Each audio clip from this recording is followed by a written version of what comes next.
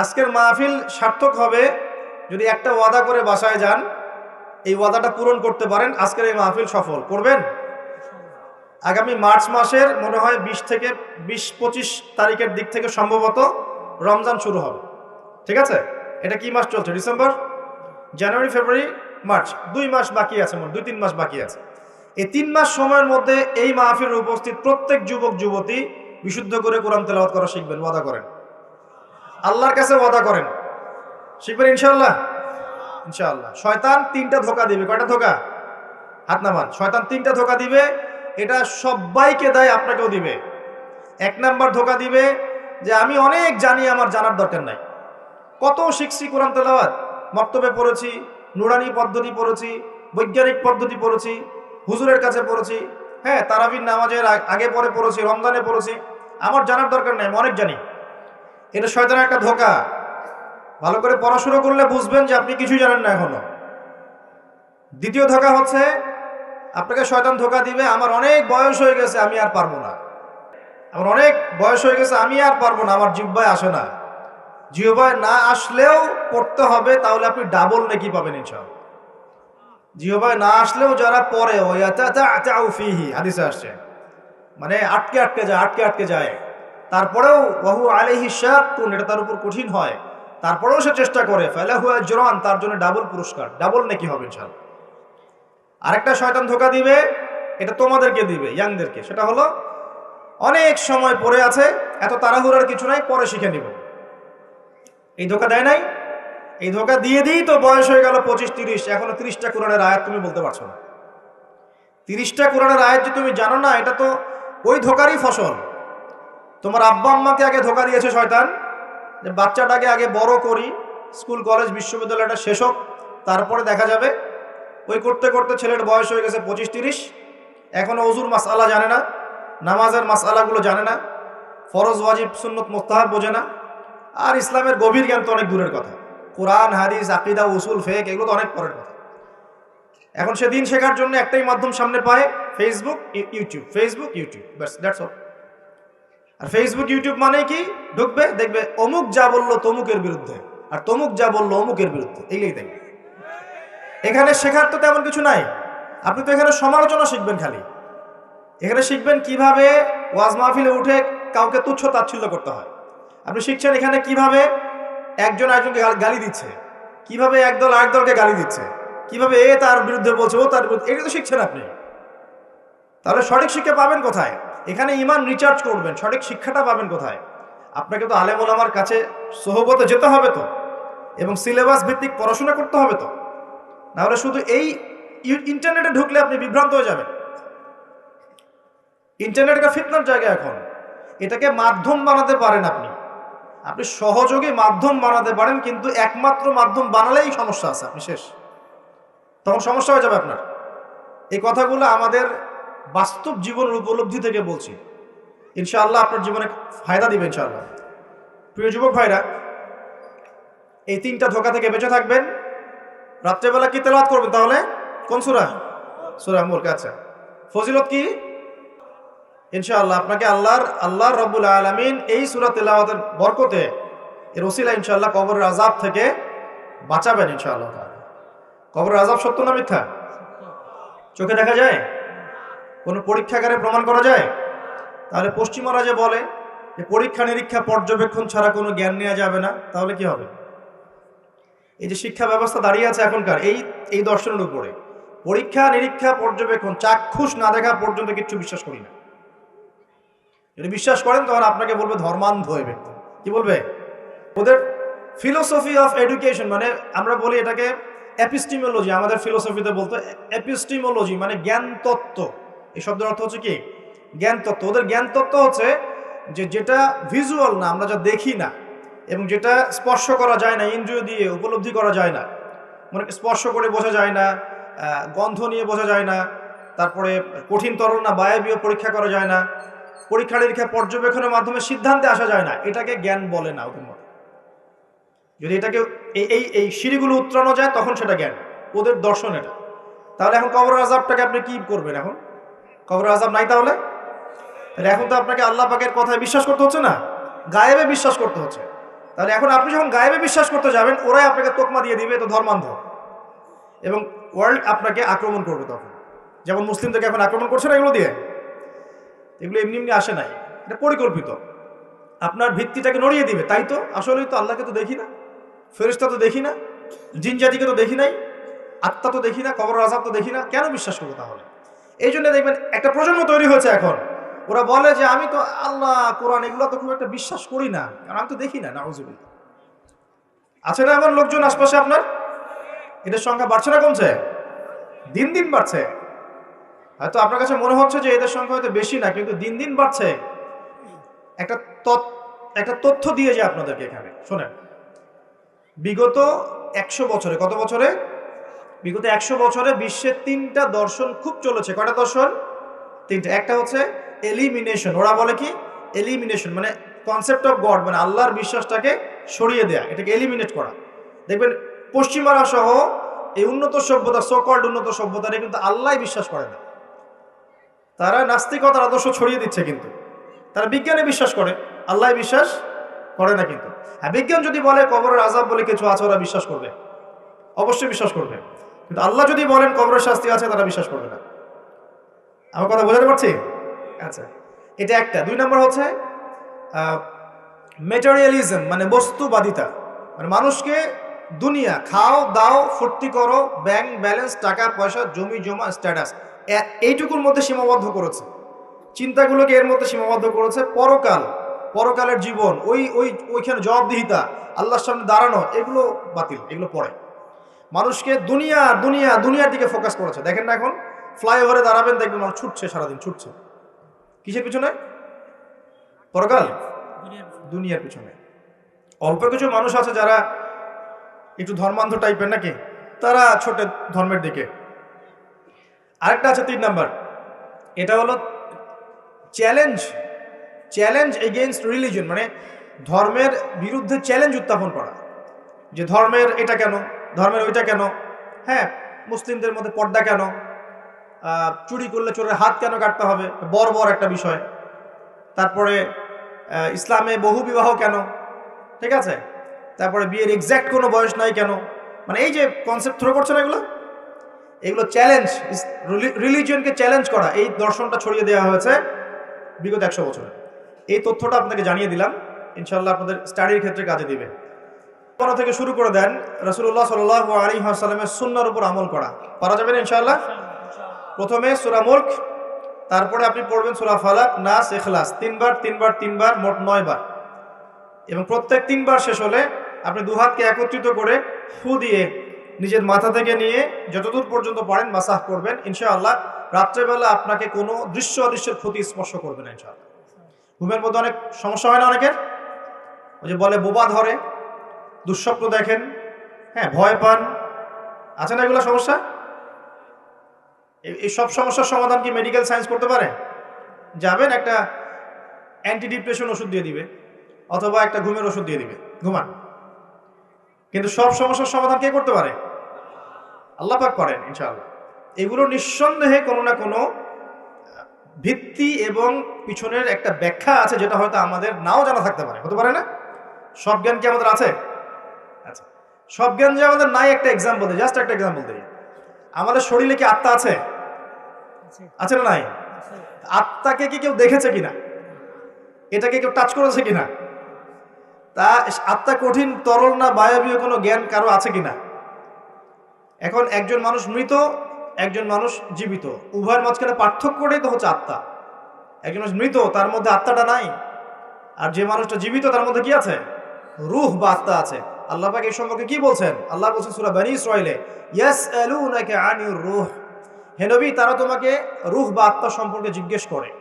কুলির রূহু মিন আমরি রব্বি, তুমি বলে দাও হে নবী, রূহ হচ্ছে তোমার রবের একটা আদেশ মাত্র। কি একটা আদেশ? আদেশে এসেছে, আদেশে চলে যাবে, কোনো কারণ লাগে নাকি? আমরা কারণ ব্যাখ্যা করতে চাই, এটাকে বলে কার্যকারণ তত্ত্ব। প্রত্যেকটা কাজের পিছনে একটা কারণ ব্যাখ্যা করি, হ্যাঁ এটা কেন হলো এই কারণে, এটা কেন হলো এই কারণে, এটাকে বলে কার্যকারণ তত্ত্ব। আল্লাহ পাকের হুকুমে মানুষ যে মারা যাচ্ছে, এর পিছনে কোনো কারণ লাগে নাকি? এই যে একটা মানুষ হাঁটছে ডেড, এখন আমরা বলে দিলাম হৃদযন্ত্রের ক্রিয়া বন্ধ হয়ে মারা গেছে, এই তো, এই কথা তো। ক্রিয়াটা বন্ধ হলো কিভাবে? ভালোই তো ছিল, হঠাৎ করে কি হলো? কার হুকুমে হলো? এটা কোনো হুকুমদাতা নাই। এই কনসেপ্টটাই তো বিশ্বাস করছে না। এই রুহের কি ব্যাখ্যা আমি করতে পারবো? এই জ্ঞান কি আমার আছে? আল্লাহ বলছেন ওয়া মা উতীতু মিনাল ইলমি ইল্লা কলিলা, এই বিষয়ে তোমাদেরকে খুবই কম জ্ঞান দেওয়া হয়েছে, জ্ঞানই দেওয়া হয়নি। জ্ঞান কে দেয়? নাকি সব জ্ঞান আমরা অ্যাচিভ করি? জ্ঞানতাত্ত্বিক দর্শন শোনেন, কিছু মানুষ বলেছে সুদীর্ঘকাল ধরে মানুষ বুদ্ধি থেকে জ্ঞান পায়। কি থেকে পায়? বুদ্ধি থেকে। আবার কিছু মানুষ বলেছে মানুষ অভিজ্ঞতা থেকে জ্ঞান পায়। কি থেকে? অভিজ্ঞতা। অভিজ্ঞতা হয়েছে, জ্ঞান পেয়েছে। আগে জানতেন না, এখন জানছেন। এখানে বিষয়টা কি? এর চূড়ান্ত বক্তব্যটা কি? চূড়ান্ত বক্তব্য দিয়েছে ইসলাম। ইসলাম বলছে ওয়াকুলিল হাক্কু মির রাব্বিকুম, হক বা সত্য রবের পক্ষ থেকে আসে। সূরা বাকারায় আছে ওয়াআল্লামা আদামাল আসমাআ কুল্লাহা, আল্লাহ পাক আদম আলাইহিস সালামকে সমস্ত নাম শিক্ষা দিয়েছেন। সূরা আলাকে আছে আল্লামাল ইনসান মা লাম ইয়ালাম, মানুষকে সেই জ্ঞান শিক্ষা দিয়েছেন যা মানুষ জানতো না।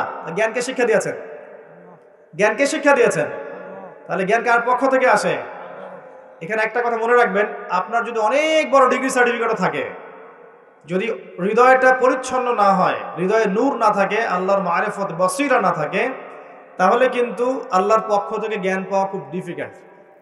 আপনি কাগজের কিছু জ্ঞান পেতে পারেন, তথ্য পেতে পারেন, ইনফরমেশন পেতে পারেন, প্রকৃত জ্ঞান পাওয়া খুব টাফ আছে।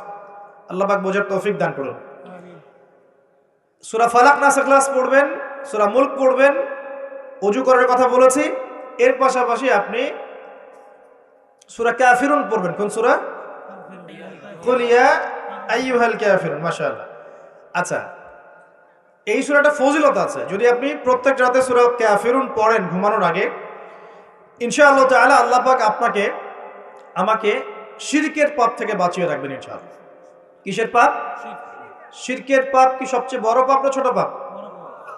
একটা হাদিস বলে দেই, ইনশাআল্লাহ যথেষ্ট হবে। রাসূলুল্লাহ সাল্লাল্লাহু আলাইহি ওয়াসাল্লামকে আল্লাহ পাক একটা ওয়াদা করেছেন। কি ওয়াদা করেছেন? আল্লাহ পাক বলছেন মেরাজের রাতে, হে নবী মুহাম্মদ সাল্লাল্লাহু আলাইহি ওয়াসাল্লাম, তোমার উম্মতের মধ্যে কোনো ব্যক্তি যদি, তোমার উম্মতের মধ্যে যে কোনো ব্যক্তি যদি আসমান জমিন সমান পাপ নিয়ে আমার সামনে হাজির হয়, কিন্তু আমার সাথে কাউকে শরিক করেনি, শিরকের পাপ নাই, আমি আল্লাহ তার সামনে আসমান জমিন সমান গুনাহ, আসমান জমিন সমান ক্ষমা নিয়ে হাজির হব। কথা কি বুঝতে পারছেন? অনেক পাপ করেছেন আপনি, পাপের শেষ নাই, কিন্তু আপনি শিরকের পাপ করেন নাই। ইনশাআল্লাহ একদিন না একদিন আপনি জান্নাতে যাবেন ইনশাআল্লাহ। আল্লাহ পাক সমস্ত পাপ মাফ করতে পারেন, কোন পাপ ছাড়া? শিরক। হ্যাঁ, তওবা করলে এখনই মাফ করতে পারেন ইনশাআল্লাহ। তো এই শিরকের পাপ থেকে আপনাকে বাঁচাবে কোন সূরা? সূরা কাফিরুন। তেলাওয়াত করেন, দেখবেন শিরক আপনি চিনে ফেলবেন ইনশাআল্লাহ, সেখান থেকে আপনি দূরে থাকতে পারবেন ইনশাআল্লাহ।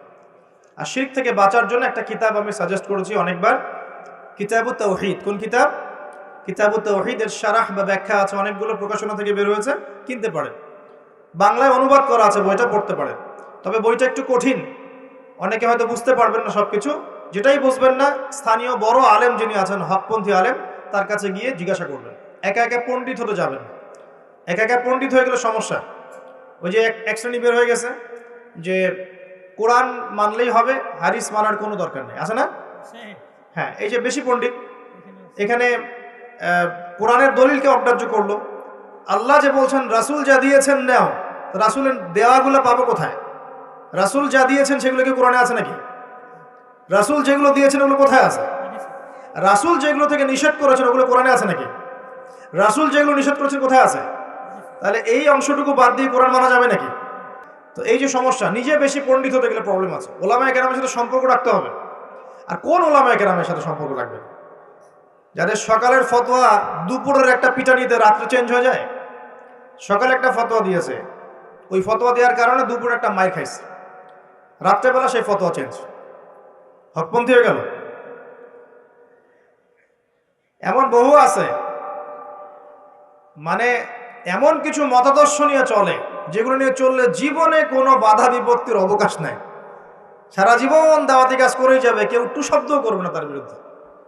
রাসূলুল্লাহ সাল্লাল্লাহু আলাইহি ওয়াসাল্লামকে 23 বছরে এত মার খেতে হইল কেন? তাহলে আমাকে একটা প্রশ্ন উত্তর দেন, লা ইলাহা ইল্লাল্লাহ এর দাওয়াত তো নবী সাল্লাল্লাহু আলাইহি ওয়াসাল্লামও দিয়েছেন, আর আমিও দিচ্ছি, আপনিও দিচ্ছেন। তো রাসূলুল্লাহ সাল্লাল্লাহু আলাইহি ওয়াসাল্লামের উপরে এত বাধা বিপত্তি নির্যাতন নিপীড়ন নেমে আসে, আর আপনার ঘরে এত এত এত অর্থ সম্পদ করিয়ে আসতেছে, ঘটনাটা কোথায়? তাহলে এই লা ইলাহা ইল্লাল্লাহ গুলোর মধ্যে নিশ্চয়ই পার্থক্য দেখা যাচ্ছে। কথা মানে বোঝেন না? যেই লা ইলাহা ইল্লাল্লাহ এর দাওয়াত দেওয়ার জন্য নবী সাল্লাল্লাহু আলাইহি ওয়াসাল্লামকে গালি খেতে হয়েছে 15টা। কয়টা বলেন? 15টা গালি খেতে হয়েছে। আর রাহিবুল মাকতুম বই পড়ে দেখেন, যেই লা ইলাহা ইল্লাল্লাহ এর দাওয়াত দেওয়ার কারণে রাসূলকে 16 বার হত্যা করার চেষ্টা করা হয়েছে। কতবার? পড়েন, সিরাতের বই পাবেন। মক্কা বিজয়ের সময় তাওয়াফ করার সময়ও তাকে হত্যার চেষ্টা করা হয়েছে। যেই লা ইলাহা ইল্লাল্লাহ দাওয়াত দেওয়ার জন্য নবী সাল্লাল্লাহু আলাইহি ওয়াসাল্লামের ঘাড়ে উটের নাড়ি ভুঁড়ি চাপিয়ে দেওয়া হয়েছে, দেশান্তরিত করা হয়েছে, তায়েফের মানুষ ইটপাটকেল নিক্ষেপ করেছে, রক্ত ঝরেছে। সেই একই লা ইলাহা ইল্লাল্লাহের দাওয়াত দেওয়ার পরে আমার ঘরে বিলিয়ন বিলিয়ন ডলার আসতেছে। সমস্যা কোথায়? তাহলে সমস্যা কোন জায়গায়? নিঃসন্দেহে উভয় লা ইলাহা ইল্লাল্লাহের মধ্যে পার্থক্য আছে। হ্যাঁ, আমি এমন লা ইলাহা ইল্লাল্লাহের দাওয়াত দিচ্ছি যে দাওয়াত দিলে কোনো সমস্যা নাই, আমি সব তরকারিতেই চলবো, পার পেয়ে যাবো ইনশাআল্লাহ। আর যদি হকপন্থী লা ইলাহা ইল্লাল্লাহের দাওয়াত দিতে যান তাহলে সমস্যা আছে। আল্লাহ রাব্বুল আলামিন আমাদেরকে সৎ কাজের আদেশের সাথে সাথে অসৎ কাজে নিষেধ করার তৌফিক দান করুন। আমিন। বিশ্বাস করেন, নবী সাল্লাল্লাহু আলাইহি ওয়াসাল্লাম যদি সারা জীবন বলতেন সুবহানাল্লাহ পড়লে এত নেকি হয়, আলহামদুলিল্লাহ পড়লে এত নেকি হয়, আল্লাহু আকবার পড়লে এত নেকি হয়, কোনো সমস্যা হওয়ার কথা ছিল না। নবী সাল্লাল্লাহু আলাইহি ওয়াসাল্লামকে প্রস্তাব দেওয়া হচ্ছে, তুমি যে আল্লাহর ইবাদত করো সেই আল্লাহর ইবাদত আমরা করব, পাশাপাশি আমরা আমাদের লাত উজ্জা মানাতেরও ইবাদত করব। হবে কি? নবী সাল্লাল্লাহু আলাইহি ওয়াসাল্লাম বলছেন, জি না, হবে না। কুলু লা ইলাহা ইল্লাল্লাহ তুফলিহুন। লা ইলাহা ইল্লাল্লাহ বলে সমস্ত বাতিল ইলাহকে অ্যাভয়েড করতে হবে, এলিমিনেট করতে হবে, তারপর হবে মুসলিম। এখন আপনি 5 ওয়াক্ত নামাজও পড়বেন মাশাআল্লাহ, এদিকে সুদও খাবেন, আপনি রমজান মাসে সাওমও রাখবেন মাশাআল্লাহ, আপনি ঘুষও নেবেন, আপনি এদিকে দান সদকাও করবেন, আবার যাকাতও দিবেন না, এদিকে মাশাআল্লাহ আপনি তাহাজ্জুদ পড়বেন, পর্দা মানবেন না, হ্যাঁ, এদিকে আপনি তাসবিহ তাহলিল করছেন, হজমরা করছেন বছর বছর, এদিকে দুর্নীতিও করবেন, অন্যের সম্পদ আত্মসাৎও করবেন। এই লা ইলাহা ইল্লাল্লাহ তো আল্লাহর রাসূল শিখান নাই, শিখাইছেন? উদখুলু ফিস সিলমি কাফা মানে কি? তোমরা পরিপূর্ণরূপে ইসলামে কি করো? প্রবেশ করো। এখন ইসলামে পরিপূর্ণ প্রবেশ মানে কি? নামাজও পড়বেন, সুদও খাবেন, আর এদিকে রোজাও রাখবেন, ঘুষও খাবেন, এদিকে হজমরা করবেন, বনের সম্পত্তি মেরে খাবেন। এগুলো কি লা ইলাহা ইল্লাল্লাহ শিক্ষা? মনে রাখবেন, লা ইলাহা ইল্লাল্লাহ এর হকপন্থী ওলামায়ে কেরাম যারা, সোহবতে গিয়ে পড়ে দিন শিখবেন ইনশাআল্লাহ। পারবেন না? এটা চেনার জন্য আপনাকে এত কষ্ট করতে হবে না, এত কষ্টের প্রয়োজন নাই। খালি দেখবেন যে কাদের দাওয়াতে বাধা বিপত্তি নেমে আসে আর কাদের আসে না। এতটুকু চোখ কান খোলা রাখলেই বুঝতে পারবেন ইনশাআল্লাহ আযজা ওয়া জাল। এই জন্য একজন মজলুম বলেছিলেন যে তাকে মৃত্যুর সময় বলা হচ্ছে কালিমা পড়েন। কি পড়েন? কালিমা পড়েন। সে বলছে যে আমাকে কোন কালিমা পড়তে বলছে? যে কালিমা তোমরা পড়ছো সেই কালিমা পড়ার পর তোমাদের রুটি রুজির ব্যবস্থা হচ্ছে, আর আমি যে কালিমাটা পড়েছি এই কালিমার জন্য তুমি এসেছো আমার গলায় আজকে ফাঁসির কাষ্ট জমা। এই হচ্ছে অবস্থা। প্রিয় ভাইয়েরা, দুনিয়ার জীবনটা চূড়ান্ত নয়, এখানে সফল হতে হলে একটা আয়াতেই যথেষ্ট আপনার জন্য। আজকে রাসূল যা দিয়েছেন নিয়ে নেন, যা দেন নাই ছেড়ে দেন, যা নিষেধ করেছেন ছেড়ে দেন, ব্যাস, আর কিচ্ছু করতে হবে। ঘুমানো থেকে শুরু করেছি আপনার জন্য, আমি একটু গুছিয়ে দিব আপনাকে সারাদিন, তারপর শেষ করে দিব ইনশাআল্লাহ। এবার আপনি ডান পাশে কাত হচ্ছেন, হয়ে বলবেন আল্লাহুম্মা বিইসমিকা আমুতু ওয়া আহইয়া। তার আগে যদি সম্ভব হয় 33 বার সুবহানাল্লাহ, 33 বার আলহামদুলিল্লাহ, 34 বার আল্লাহু আকবার পড়ে আপনি ঘুমিয়ে যান। এখন যদি আপনি 6 ঘন্টা বা 8 ঘন্টা ঘুমিয়ে থাকেন, প্রত্যেক সেকেন্ডে আপনি নেকি পাবেন ইনশাআল্লাহ। কেন নেকি পাবেন? কারণ আপনি আপনার আদর্শ মতো ঘুমান নাই, আপনি রাসূলুল্লাহ সাল্লাল্লাহু আলাইহি ওয়াসাল্লামের আদর্শ মতো ঘুমিয়েছেন, মুহাম্মদুর রাসূলুল্লাহর উপর আমল করেছেন। মুহাম্মদুর রাসূলুল্লাহ মানে কি? প্রতিটা কাজ করতে হবে কার তরিকায়? রাসূলুল্লাহ। এটা বোঝেন। লা ইলাহা ইল্লাল্লাহ মানে কি? মানে আল্লাহ ছাড়া আর কিছুই চলবে না, সোজা কথা। আল্লাহ ছাড়া আর কিছুই কি চলবে? কিছু চলবে না। মুহাম্মদুর রাসূলুল্লাহ মানে হচ্ছে প্রতিটা কাজ করতে হবে কার পদ্ধতিতে? মুহাম্মদ সাল্লাল্লাহু আলাইহি ওয়াসাল্লামের তরিকা। বাস, এই এতটুকু যথেষ্ট। এই কালিমা নিয়ে মৃত্যুবরণ করলে পরে ইনশাআল্লাহ একদিন না একদিন আপনি জান্নাতে যাবেন ইনশাআল্লাহ। যদিও আপনি চুরি করেন, যদি আপনার জেনা করেন, যদি আপনি মদ খান, ইনশাআল্লাহ আল্লাহ চাইলে সেই গুনাহ মাফ করে দেবেন ইনশাআল্লাহ। এখন প্রিয় ভাইয়েরা, ঘুম থেকে উঠলেন, এখন আমরা যে সময়টাতে আছি এটা শীতকাল না? এই সময়টা কি শীতকাল না? আমি দেখছি আমি ছাড়া আপনারা সবাই শীতের কাপড় পরেছেন। মাসা খুব ঠান্ডা। যুব সমাজের এত ঠান্ডা লাগে কেন? এই বয়সে এত ঠান্ডা লাগে কেন? এখন তো রক্ত গরম থাকার কথা, নাকি? ঠান্ডা লাগে খুব? তাহলে তো সমস্যা। আচ্ছা, এটা তো শীতকাল চলছে নাকি? শীতকাল সম্পর্কে দুটো কথা বলে দিয়ে আপনার উপকার হবে ইনশাল্লাহ, আমাদের উপকার হবে ইনশাল্লাহ। একটা হাদিসে আসছে শীতকালটা হচ্ছে মুমিনদের জন্য গনিমত। মুমিনদের জন্য কি গনিমত? মানে হচ্ছে একটা সম্পদ, যে সম্পদটা যুদ্ধ করে লব্ধ করতে হয়, কিন্তু এখানে কোনো যুদ্ধের প্রয়োজনই হচ্ছে না। গনিমত, উপহার, গিফট। কিরকম? শীতকালে রাতটা হয় লম্বা। রাত কি হয়? লম্বা হয় না? এতে করে সারা রাত আপনি অনেক ইবাদত করতে পারবেন। আর দিনটা হয় ছোট। দিনটা ছোট হয় না? এতে করে আপনি দিনের বেলা সওম বা রোজা রাখতে পারবেন। শীতকাল আসলেই সাহাবীরা বলতেন আহলান সাহলান। শীতকালকে বলতেন আহলান সাহলান। শীতকাল তুমি এসেছো, আলহামদুলিল্লাহ। এখন রাত্রেবেলা হে কোরআনওয়ালারা তোমরা উঠে যাও এবং কোরআন তেলাওয়াত করতে থাকো, এবং দিনের বেলা তোমরা সওম পালন করতে থাকো, আলহামদুলিল্লাহ। তো শীতের রাতটা কাজে লাগাতে পারি না আমরা? রাতের একটা অংশ ঘুমিয়ে যাবেন, শেষ অংশে উঠে তাহাজ্জুদ পড়বেন এবং কোরআন তেলাওয়াত করবেন এবং আল্লাহর কাছে হাত তুলে দোয়া করবেন। ইনশাআল্লাহ শেষ অংশে, রাতের শেষ অংশে আপনি যে দোয়াই করবেন, আপনার রিজিক যদি হালাল হয় ইনশাআল্লাহ কবুল হয়ে যাবে। আবার দিনটা হয় ছোট, তাই দিনের বেলা আপনি সওম বা রোজা রাখতে পারবেন। আল্লাহ পাক তৌফিক দান করুন। শীতকাল সম্পর্কে একটা এরকম বর্ণনা আছে, যখন কঠিন শীত আসবে তখন ওই শীতটা থেকে একটা আশ্রয় প্রার্থনা করতে হয় আল্লাহর কাছে, আল্লাহ এই কঠিন শীত থেকে আমাকে বাঁচাও। কারণ কি জানেন? কারণ হচ্ছে জাহান্নাম বছরে 2টা নিঃশ্বাস ছাড়ে। কয়টা নিঃশ্বাস?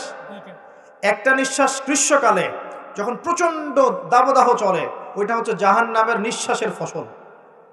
ওই প্রভাবে পৃথিবীতে এরকম দাবদাহ চলে। এই সায়েন্স বিশ্বাস করবে? করবে না। ওর বিশ্বাসের আমার যায় আসে না। আল্লাহ পাক বলেছেন সত্য, রাসূল বলেছেন সত্য। আরেকটা হচ্ছে শীতকালে যখন প্রচন্ড ঠান্ডা, তখন শীতকালে জাহান্নামের এমন একটা জায়গা আছে যেটা কিন্তু শীতল জায়গা। জাহান্নামের পুরো জায়গাটাই কিন্তু আগুন নয়, এমনও জায়গা আছে যেটা কি খুব শীতল। ওই শীতল অংশ শ্বাস ছাড়লে এই যে পৃথিবীতে সেই এই শীতের একটা প্রভাব চলে আসে, প্রচন্ড ঠান্ডার শৈত্যপ্রবাহ চলে আসে। এটা হয়তো অনেকে বিশ্বাস করবে না, মনে করবে যে ধর্মান্ধ কথাবার্তা। হাদিসে আছে নবী সাল্লাল্লাহু আলাইহি ওয়াসাল্লাম বলেছেন, কে সত্যবাদী? এই পুরো সভ্যতা না রাসূল সাল্লাল্লাহু আলাইহি ওয়াসাল্লাম। বাস, আর কোনো দরকার আছে কথা? শীতকালটা কাজে লাগাই। এই শীতকালে আমি একটা আমল বলে দিই প্রিয় ভাইরা। শীতকালে নবী সাল্লাল্লাহু আলাইহি ওয়াসাল্লাম এই যে তাহাজ্জুদ পড়তে উৎসাহিত করেছেন, সওম রাখতে উৎসাহিত করেছেন এবং সাহাবীরা কোরআন তেলাওয়াত করতে উৎসাহিত করেছেন। একটা হাদিসে আছে তিনটা কাজ মানুষের গোনার একটা বড় বড় অংশকে মিটিয়ে দিবে। 1 নম্বর কাজ হচ্ছে সংকটকালীন অবস্থায় দান। মানে আপনার দান করার এখন সামর্থ্য খুব কম, টাকা পয়সার টানা হেঁচড়া আছে, এখন আপনি দান করছেন, এই দানের বিনিময়ে আল্লাহ পাক গুনাহ আপনার মাফ করে দেবেন ইনশাআল্লাহ।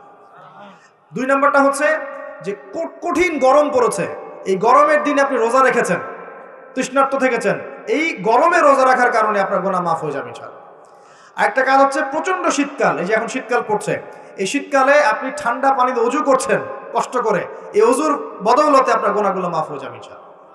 এই 3টা কাজ শীতকালে পাওয়া যাচ্ছে না? 3 নম্বর কাজটা শীতকালে পাওয়া যাচ্ছে না, যে শীতের সময় পূর্ণাঙ্গ রূপে ওযু করলে আপনার গুনাহগুলো মাফ হয়ে যাবে ইনশাআল্লাহ। তো শীতকালে মাশাআল্লাহ আমাদের ওয়াজ মাহফিলগুলো হবে, ওয়াজ মাহফিলগুলোতে অ্যাটেন্ড করবেন, ঈমান রিচার্জ করবেন, রাতের বেলা তাহাজ্জুদ পড়বেন ইনশাআল্লাহ। তাড়াতাড়ি ঘুমিয়ে যাবেন যাতে করে শেষ রাতে আপনি উঠতে পারেন। রাতটা লম্বা হবে, একটা অংশ কোরআন তেলাওয়াত করবেন, একটা অংশ দোয়া করবেন ইনশাআল্লাহ তাআলা। আল্লাহ পাক দুনিয়া আখিরাতের যত হাজত আপনার পূর্ণ করে দিবেন ইনশাআল্লাহ। আর দিনের বেলা সম্ভব হলে সওম রাখবেন। আরেকটা কাজ আমাদের করা উচিত, এটা আমি মাহফিলের মাধ্যমে অ্যানাউন্স করছি, আমাদের উচিত শীতকালে আশপাশে যে দরিদ্র শীতার্থ মানুষগুলো আছে, স্পেশালি গ্রামাঞ্চলে, দেশের উত্তরাঞ্চলে কিন্তু প্রচুর শীত পড়ে, এরকম বিভিন্ন অঞ্চলে কিন্তু প্রচুর শীতার্থ মানুষ আছেন। এই শীতার্থ মানুষদের জন্য সামর্থ্যবানদের উচিত হবে শীত বস্ত্রের ব্যবস্থা করা, কম্বল হোক, অন্যান্য গরম কাপড় হোক, এগুলোর ব্যবস্থা করে বিভিন্ন ফাউন্ডেশন বা সংগঠন বা পলিটিক্যাল অ্যাসোসিয়েশন বা মসজিদ মাদ্রাসা এগুলোর উদ্যোগে এই শীত বস্ত্রগুলো মানুষের মাঝে বিতরণ করার চেষ্টা করতে হবে ইনশাআল্লাহ তাআলা। পারা যাবে না ইনশাআল্লাহ? আমরাও নিয়াত করছি ইনশাআল্লাহ এই শীতে আমরা পুরো বাংলাদেশ ব্যাপী আমাদের সামর্থ্য অনুযায়ী মানুষের সাদাকাগুলোকে কালেক্ট করে আমরা শীত বস্ত্র বিতরণ করবো ইনশাআল্লাহ তাআলা। এবং আমরা রিকোয়েস্ট করবো আপনাদের দানের হাতটাকে প্রশস্ত করতে। তবে মনে রাখবেন, কখনো যদি দেখেন যে আমার নামে বা আমাদের ফেসবুক আইডি ইউজ করে, পোস্টকে ইউজ করে কেউ দান সদকা চাচ্ছে, এনশিওর না হওয়া পর্যন্ত কেউ দান করবেন না। এরকম প্রচুর প্রতারক, ফ্রড বের হয়েছে যারা আমাদের নাম ইউজ করে কিন্তু মানুষের কাছে টাকা পয়সা চাওয়ার চেষ্টা করছে। আমি কখনো মানুষের সামনে এভাবে কোনো প্রজেক্টের জন্য টাকা পয়সা চাই না। যদি চাই এইভাবে জনসমক্ষে এসে বলবো যে এই প্রজেক্টের জন্য চাচ্ছি। মানে এখন যেটা বললাম, ইনশাআল্লাহ শীতকালে আমরা শীত বস্ত্র বিতরণ করব। যার যার সামর্থ্য আছে আমাদের অফিসিয়াল পেজে আমাদের সব নাম্বারগুলো, অ্যাকাউন্ট নাম্বারগুলো দেওয়া হবে, সেখানে আপনারা পাঠাবেন, আমরা বিতরণ করবো ইনশাআল্লাহ। এবং সেটা সম্পূর্ণ আমার নিজের তত্ত্বাবধানে চলবে ইনশাআল্লাহ তাআলা। এতে করে কি হবে জানেন, নবী সাল্লাল্লাহু আলাইহি ওয়াসাল্লাম বলেছেন, আপনি যদি মানে কোনো বান্দা যদি অন্য মুসলিম ভাইয়ের কোনো হাজত প্রয়োজন পূরণ করে দেয়, আল্লাহ রাব্বুল আলামিন কিয়ামতের মাঠে তার হাজত পূরণ করে দেবে ইনশাআল্লাহ।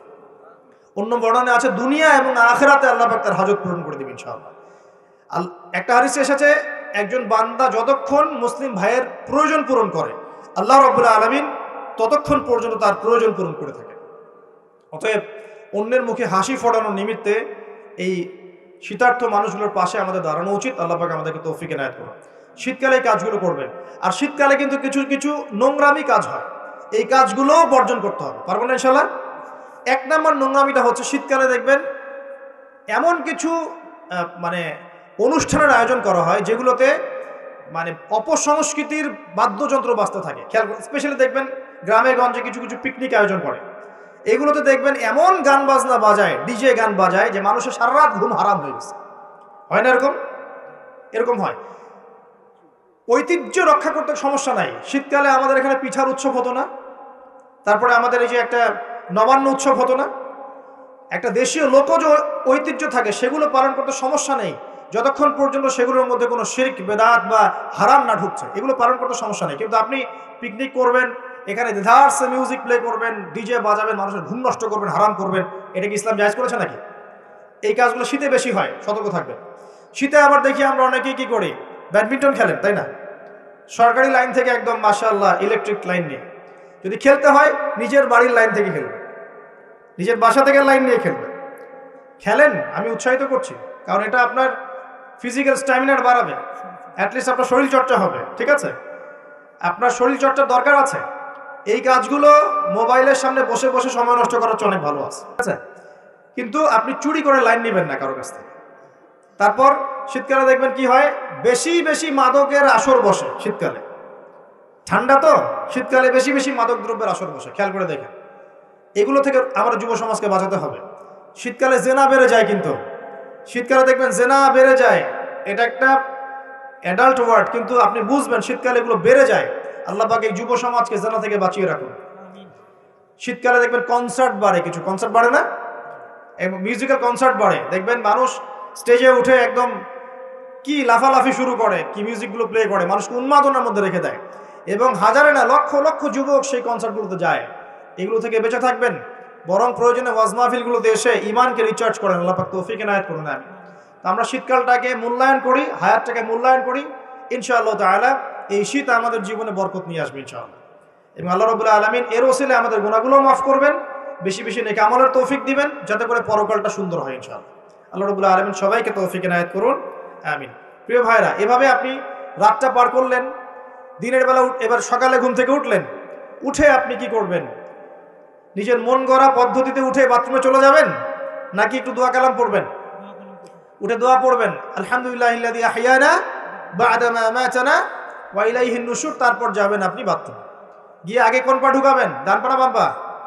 আগে বাম পা। বিসমিল্লাহ বলে ঢুকিয়ে আল্লাহুম্মা ইন্নী আউযু বিকা মিনাল খুবসি ওয়াল খাবাইস ইস্তেনজা করেন। যতক্ষণ ইস্তেনজা করছেন আপনি ইবাদতের মধ্যে আছেন ইনশাআল্লাহ।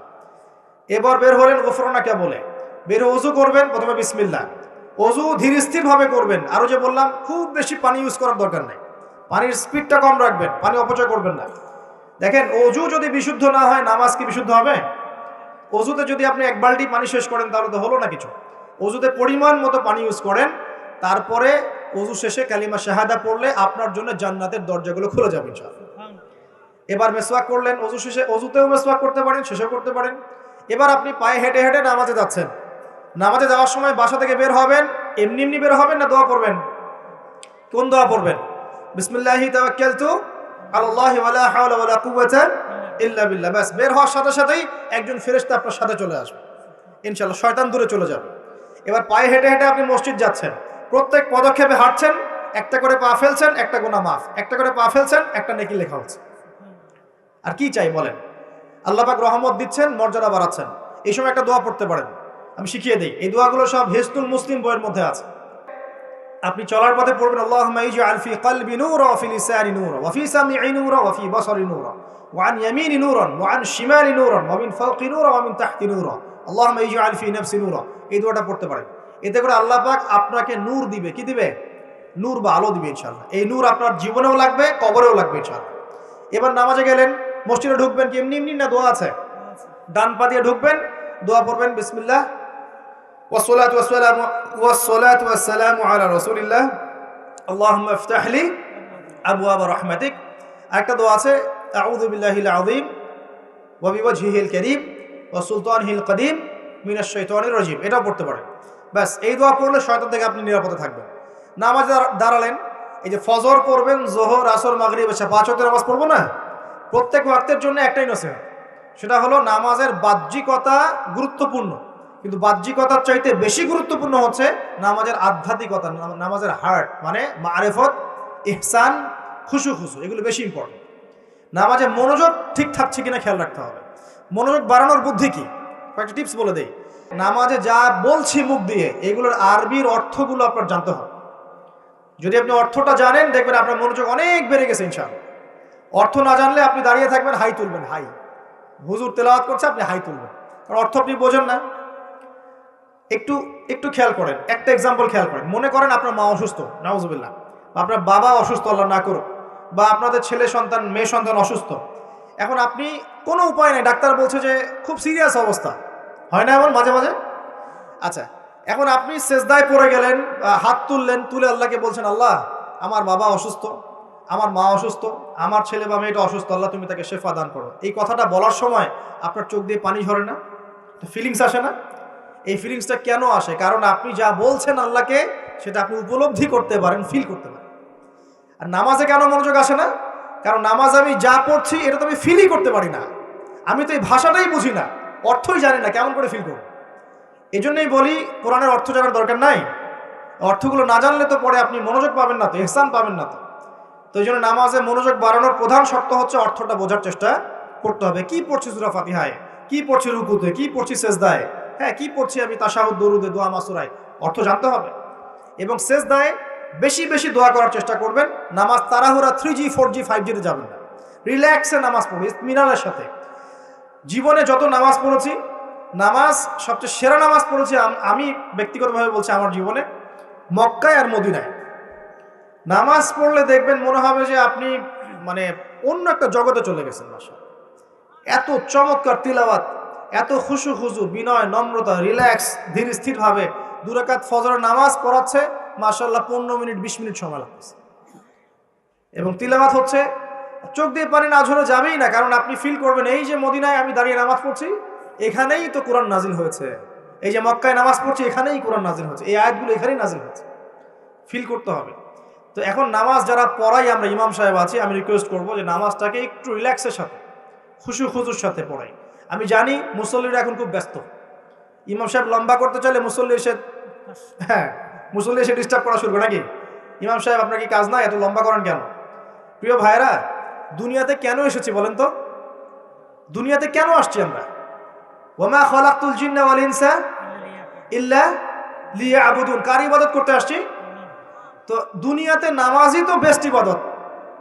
এই ইবাদত করতেই এত সময় হচ্ছে না, তাহলে দুনিয়াতে আসলাম কেন?